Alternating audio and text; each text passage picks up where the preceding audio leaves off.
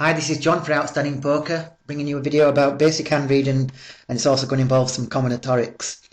Uh, Combinatorics involves samples and distributions, which is basically just the hand values and ranges of our opponents, and then there's a bit of card removal, which is usually the board cards that come down, because that will mean that our opponent's ranges will usually shrink a little bit because of the cards that's turned up on the board. It's this kind of hand reading, this combinatoric thing can be used at the table, but usually only with tight ranges because there's quite a lot of combinations to think about and quite a lot to take in, and we only have obviously a short amount of time to make our decisions when we're playing online. So it's mainly used when reviewing hands away from the table. If you kind of use the combinatoric thing a lot, then you will be able to start using it a little bit more at the tables. There's certain instances when you cannot use it. I'm going to give you an example here of like a basic hand reading situation where it's impossible to use combinatorics. Right, so basically this is because we're up against a villain whose range is super wide. You know, he's got a VPIP of 50 and he's only raising 4%. Classic loose passive player.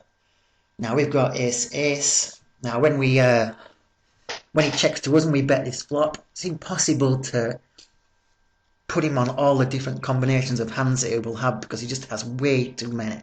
So what we have to do in this spot is just kind of generalize what type of hand he's going to be calling a bet with. So obviously if he folds, he's got nothing. But if he calls, we know that he's going to have some spade flush draws. We know that he's going to have some open-ended draws. There's queen jack there and there's 9-8 there. He's also going to have some gut shots. There's quite a lot of gut shots. Stuff like there's a double gutter with jack 9, and then there's other gut shots like ace queen, jack, queen 9, jack 8, 9, 6. But I think we don't really have to think about the gut shots too much. We can basically look at that board text and realize he's going to have a few gut shots when he calls at least one street. He's obviously going to have some kings, pretty much with any kicker, and he'll call down all three streets, so we can get tons of value from that.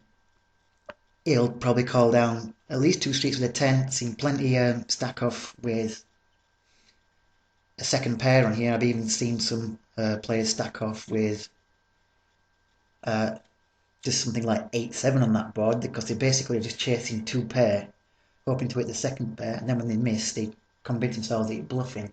So you may even find them calling down with pocket pairs as low as pocket twos, the really kind of crazy ones. And then also there's going to be a few hands that are beating us when he has king 10. I mean, we might outdraw him if a 7 comes. Could have king 7 perhaps, and he'll have some sets like he'll rarely have sets when you consider about his entire range that he's going to call with. He's very rarely going to have a set of 7s or a set of 10s. And usually if he does have that, he'll probably raise, and if it's one of them classic loose passives that only ever raises with a monster, then we might be able to get away from our hand. Here's an example of I picked out this hand. Hang on a sec.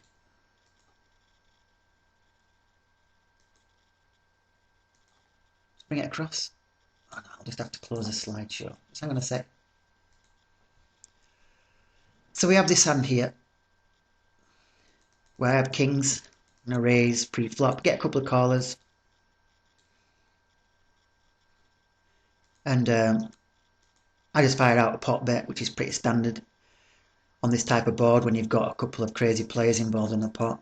One guy folds, this guy calls. Similar situations before where he's going to have, there's no point thinking about all the different combinations of flush draws he's going to have and such like that, and stuff like that. You might as well just think, right, it could have a king, a queen, could have a 7, it's going to have some flush draws, maybe has an open-ended straight draw with 6-5. It could have a pocket pair, so there's tons of hands we're going to get value from, and we're just pretty much going to have to try and get the money in. So he calls again, and he checks, and we bet pretty big. I should have bet more, probably about 6.5 to make it 6.5, so that my river bet is a little better. Calls again, and there's a backdoor flush draw got there, but I'd have probably been more worried if a heart gets there. I would still probably bet for value because this guy is going to stack off with a queen. He could have queen jack now and completely misread the board, and we'll stack him with a higher 2 pair. So I just stick him all in. It's just a little bit over pot, and he calls.